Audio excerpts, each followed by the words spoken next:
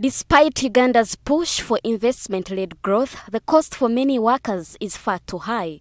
The Ministry of Gender says the country loses 3% of its GDP due to structural discrimination, as many workers are hired without contracts, paid poorly, and work in dangerous conditions, with sexual harassment emerging as the most rampant form of abuse.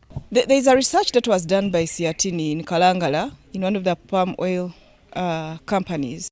The managers demanded sex in return for jobs.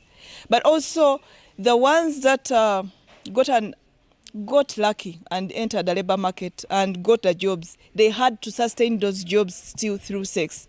There are policy gaps, with fake human rights compliance certificates being the most common, an issue meant for labor officers who are either absent or underfunded. We have children, we have women, we have culture, we have youth, we have labor in one department, and all those departments are looking at that same budget that is coming from Parliament.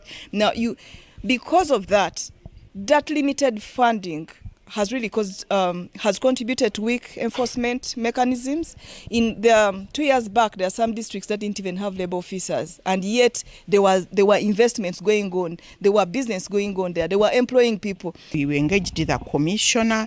They are willing, but sometimes their hands are tied with a budget.